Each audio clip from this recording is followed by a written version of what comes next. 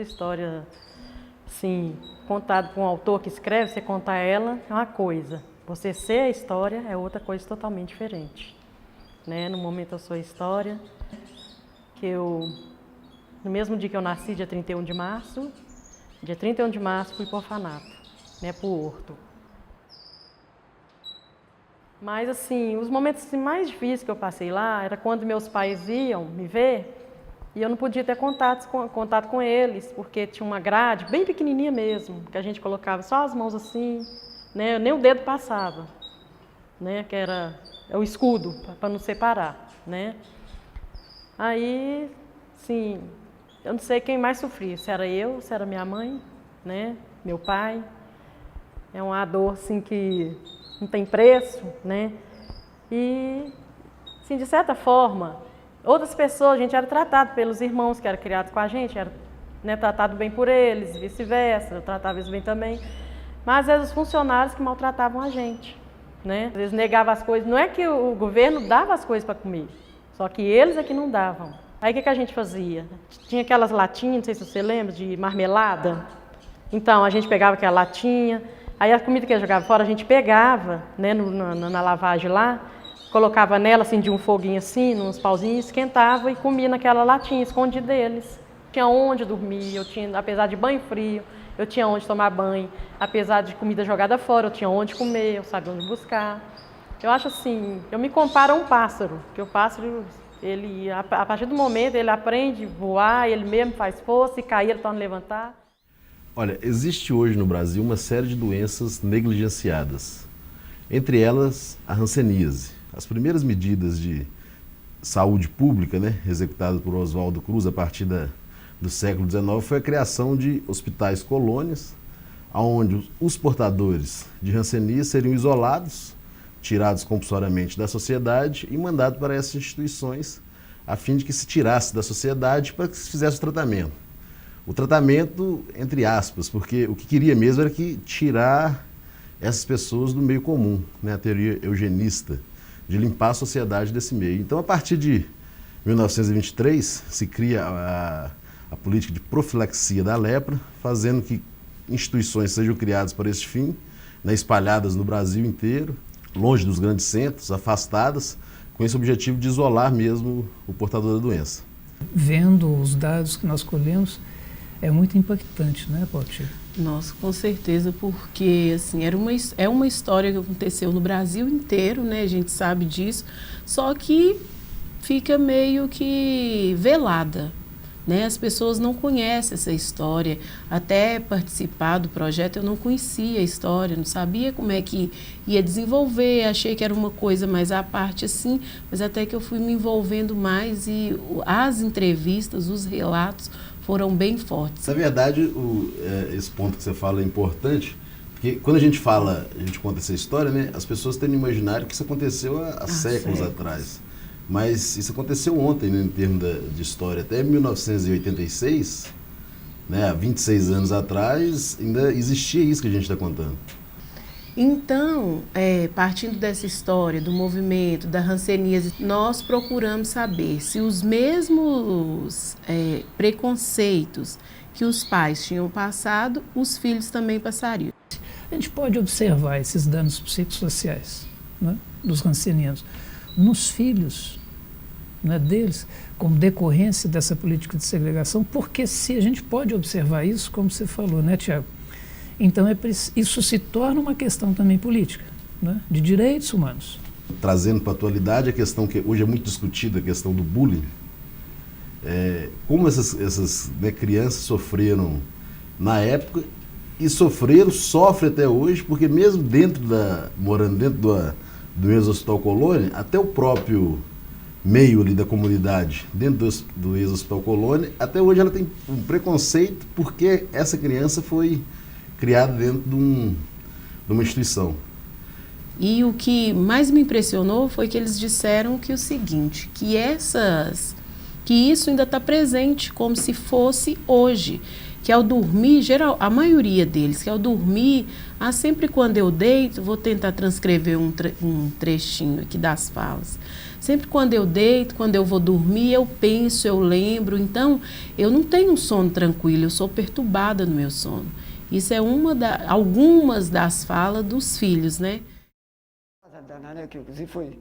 Você vê, meu pai era doente, minha mãe era doente, e ele mesmo fez o infarto lá da minha mãe que não tinha pré-natal o quê.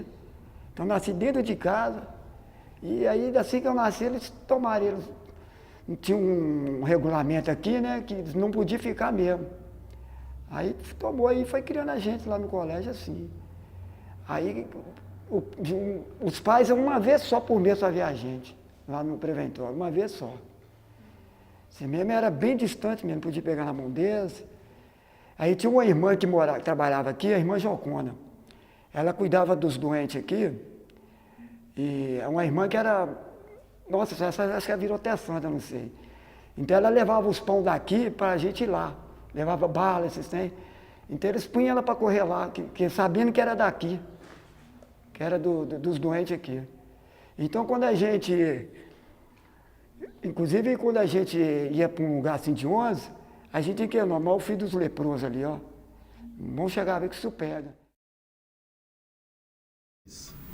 Até hoje, você chegar e falar assim, sujeito é pindorama. Ele sabe que aquilo é uma forma de você estar xingando ele, falando que ele é uma pessoa que não goza da sua saúde mental. Virou um sinônimo de um apelido e de um preconceito. A simples palavra pindorama, porque aí todo mundo sabe que aquela pessoa foi criada numa instituição que ficava no bairro Pindorama e que Pindorama virou um sinônimo de uma pessoa não normal. Né? Você teve aí o Estado brasileiro fazendo para mim, a maior alienação parental da história do Brasil executada pelo Estado, porque a partir do momento que aquela criança ia para aquela instituição, ela era obrigada a primeiro, ela não ter o direito de conhecer seus pais, nem seu pai, nem sua mãe, e ela era criada naquela instituição para ter horror e para ter desprezo da história de seus familiares. Rompia totalmente os vínculos. Era como se ela fosse para aquela instituição e que se apagasse o passado e a origem dela. Atenção, que aí direciona, tem um grande fator direto na vida dessas pessoas que, com o fim das instituições, não teve uma política do Estado de reinserção deles na sociedade. Então fechou a instituição, cada um foi obrigado a voltar para sua família ou arrumar um lugar para morar, mas sem um trabalho. Então você chegava no relato deles, eles com 12, 14, 15, 16 anos, chegavam e falavam assim, essa aqui é sua mãe, esse aqui é o seu pai, mas aí não tinha vínculo nenhum.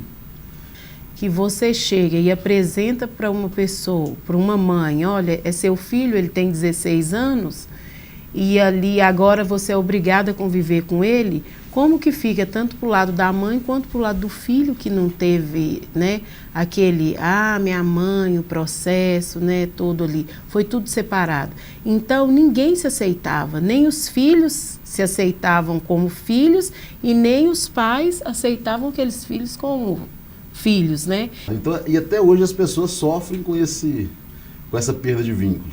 Elas não têm assim, um conceito de...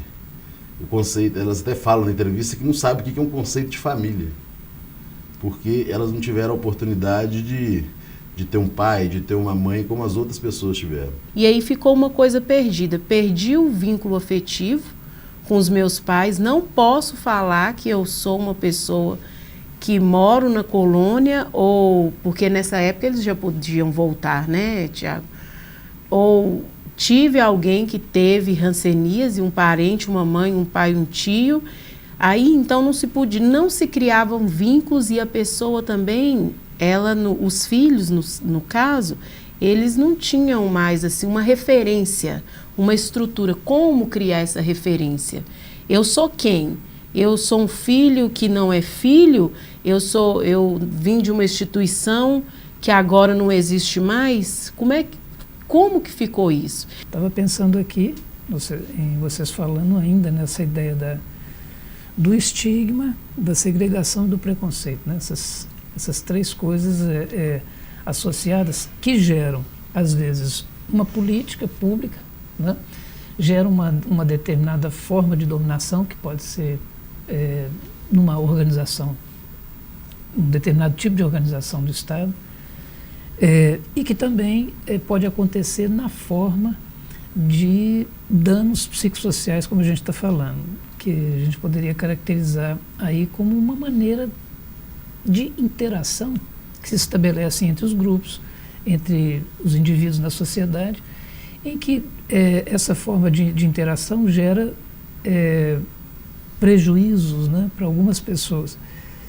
E às vezes isso cai numa certa naturalidade, né? Às vezes é natural se utilizar uma imagem de segregação, né, e de estigma como forma de brincadeira, como forma de...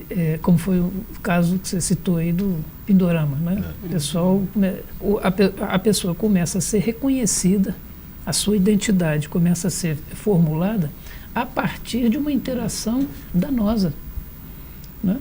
O que provoca, eu acho que tanto nos ex-portadores de hanseníase quanto nos filhos, por exemplo, um distúrbio na constituição da identidade. Quando o meu menino nasceu, eles tiraram ele imediatamente de mim, não o conheci, não sei quem é ele, nunca vi, porque foi tirado de distância, eu vi ele de longe. E lá, você sabe a vida de um filho separado da mãe, ele sempre tem alguma coisa, alguma tristeza, alguma coisa. Depois, passado o tempo, uns 3 anos mais ou menos, eu arrumei um companheiro que se chamava Sebastião Tomás. E eu fiquei grávida da Sheila, uma que mora lá em cima, sabe? Aí, o que ele falou para mim? Olha, filho, nós vamos embora para os Lima, era Limas nessa época. Nós vamos para lá para nós criar os filhos. Que não só essa, porque vem mais, porque você é nova, forte, ainda tinha aí muita resistência ainda, né? Graças a Deus. Aí, vim para cá criar essa menina. Mas após 5 anos, o pai dela faleceu. Ela tornou-se separada de mim de novo. Aí já não foi só ela, já foi mais a Cida, foi mais o Nilson, foi mais o outro, porque já tinha mais filhos, né? O pai faleceu, teve que ir tudo embora. Hoje, quando é libertada, a gente tem um grande prazer de ter essa liberdade, porque não é aquela colônia que o povo tinha aquele medo, aquele preconceito, que os doentes ficavam lá dentro dos pavilhões, não podiam nem sair carro na rua, né? Não tinha crianças para dar alegria a ninguém, aquela colônia fechada mesmo, né? E também o povo que passou a entender, né, a vida da gente, como era aqui antigamente, passou a entender, largou um pouco daquele preconceito, se uniu mais a nós, né? E hoje as crianças correm para lá, correm para cá, fazem uma alegria no povo, né? Então é uma questão de humanidade. Hoje as pessoas estão mais humanas.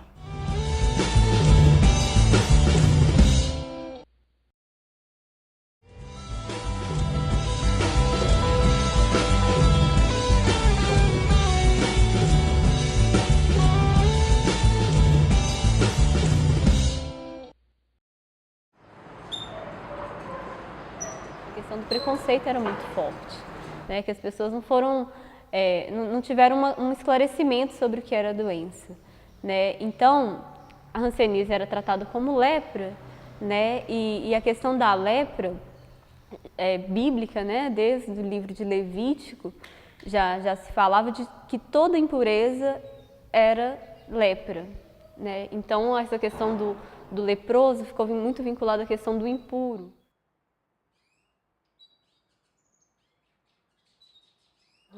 Fui morar com essa dona, né, que falou que me adotou.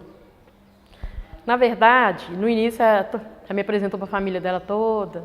Ah, que essa aqui é a Janete, que eu tirei do orfanato, vai morar com a gente.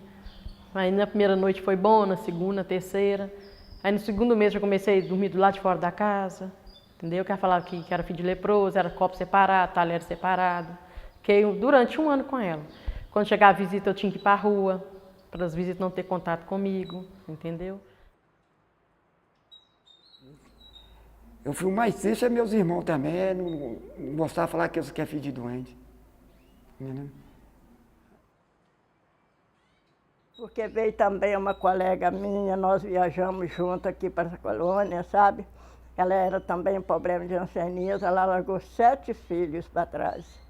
O marido o abandonou quando ela ficou doente, o marido abandonou, não quis mais dela, e ela veio para cá. É que a mesma legislação que falava que o ex-portador de hanseníase era obrigado a ficar isolado, internado compulsoriamente, era a mesma legislação que tirava o filho ao nascer, ou se já estava na sociedade de modo geral, ao pai ser detectada com a doença, o filho tinha que ser imediatamente afastado. Então é a mesma legislação. E o Estado brasileiro reconhece que errou com os ex-portadores de hanseníase e paga uma indenização para eles como forma de reverter um pouco do mal, um pouco do prejuízo que causou na vida dessas pessoas, né? Desde 2007. E relacionando isso com toda essa história sociopolítica, né, histórica da segregação, ou de uma política de segregação que se confunde com o próprio exercício do Estado, resultou num processo político de conquista de direitos, né, para os exportadores de hanseníase. Mas e os filhos? Esse é o processo da discussão atual, né? Atual.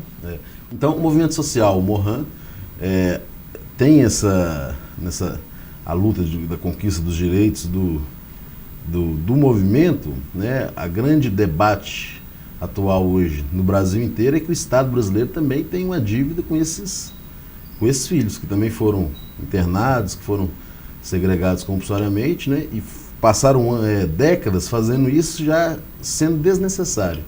Então, se o Estado reconhece que errou com os pais, né, ele também precisa reconhecer que errou com os filhos. O Mohan faz um trabalho muito bonito, e as próprias pessoas, né, os envolvidos, tanto os filhos como os ex-portadores de hanseníase, eles falam que o Mohan veio como uma porta, sabe, de abertura, assim, para a gente ter acesso à sociedade.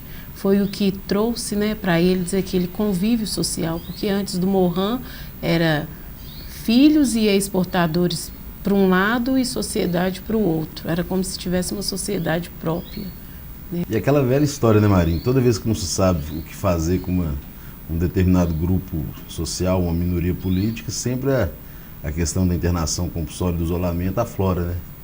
Isso já aconteceu muitas vezes e até hoje, você vê que é o caso da dependência química, né? Quando coloca o problema que a dependência química vem avançando, você sempre escuta o pessoal falando da internação compulsória. E aí a gente fica imaginando a internação compulsória como instrumento de tratamento para o dependente, ou a internação compulsória como instrumento de tirar ele da sociedade e limpar a sociedade. Completando o que o Tiago está falando, é que essa questão dessa visibilidade que a gente tenta dar pela pesquisa, né, é para poder as pessoas se apropriarem, conhecer essa história, porque uma política que segrega, ela não trata. E se aconteceu isso uma vez, pode acontecer de novo. Né? Não foi só com a hanseníase, pode haver outras doenças que pode se manifestar no momento, não ter a cura e haver essa segregação. E segregar não é tratar. E a gente vê no movimento social mesmo e no mundo de uma maneira geral várias lutas, né? Nessa questão. No caso da psicologia, a gente tem a luta saúde mental, muito dentro dessa mesma lógica. Nessa segregação aí, no caso, ela era via hospitalização. Né? Então, o movimento antimanicomial, ele vai também, né, nessa luta. A gente vê hoje também uma questão nas penitenciárias, né? Assim, também semelhante a esse tipo de debate. A gente vê esse debate também em cima de vários grupos identitários, né, seja com relação à sexualidade, seja com relação à condição de raça, né, ou etnia. Então, acho que, nesse sentido, essa luta do Mohan, esse movimento político, ele também se insere, né, num conjunto aí de lutas que é, basicamente, me parece, como nós vamos pensar o espaço público. Para chegar até as colônias, as pessoas não tiveram esse direito de escolha, né? Elas foram arrancadas de suas famílias, né? Perderam seus filhos, perderam seus pais, perderam sua história, perderam sua dignidade, foram jogadas aqui dentro desse espaço. Surgiu então um movimento que envolvia a questão da hanseníase, mas era do ponto de vista do próprio paciente. Diferente dos outros movimentos que já existiam, que era para o excluído, em favor do excluído, esse movimento surge do próprio excluído, do ponto de vista do próprio excluído. Do despertar dessa consciência que é preciso lutar, que é preciso estar unido, que é preciso estar junto, se organiza junto com seus familiares, junto com os seus, e funda o Mohan. O Mohan é o movimento de reintegração das pessoas atingidas pela hanseníase, pessoas, junto com o Bacurau, que é um paciente, que é do Acre, que foi para São Paulo, que é o verdadeiro fundador. Então, o movimento já conseguiu achar famílias, gente que procurava pai, gente que procurava mãe, o movimento já conseguiu unir essas famílias. E o pessoal fala que são muitas histórias e muita gente desaparecida. Então, vai ser encontrado muita gente ainda que tem esse... Porque quem está na colônia sabe que tem um parente desaparecido, mas o grande desafio é quem está na sociedade, de um modo em geral, e foi adotado na década de 40, 50, 60, 80, essa pessoa pode ter um vínculo com a questão da história da hanseníase, sem saber, porque ela foi adotada, mas muitas vezes os pais não revelam a fonte de onde foram adotados, e muitas das pessoas podem ter um vínculo com a hanseníase. E o que é mais também curioso é que, mesmo quando já tinha sido descoberta, né, a cura para a doença, o processo político não pôde ser desmontado. Ele já tinha sido transformado quase que numa lógica social, né, em relação a essas pessoas. Então, foi necessário se criar uma outra lógica política, né, uma luta para se desmobilizar isso. Quer dizer, que ano que foi mesmo que você comentou? Na teoria fala 1976, mas na prática mesmo foi até, em Minas a gente pode falar que foi até 83, 84, e a gente tem várias partes do país que foi até 86. E alguns relatos de outros locais assim, mais distantes, né, que até 90 e poucos perpedurou essa questão do isolamento. Porque a história da hanseníase é tão forte que você pega a questão, por exemplo, Cuba. Cuba é referência em medicina, né? Sempre que fala em medicina, sempre vem na cabeça a questão de Cuba. Cuba continuou isolando, internando compulsoriamente pacientes de hanseníase até 2000. Por causa desse estigma da questão da doença e da questão da própria sociedade, né? A falta de informação da sociedade faz com que esse grupo seja sempre mais isolado. E nas entrevistas a gente vê a dificuldade isso que nós estamos conversando, que as colônias dos ex-portadores de hanseníase acabaram sendo, os filhos foram morar na colônia, né? Então, assim, virou também uma referência de identidade a própria situação de segregação.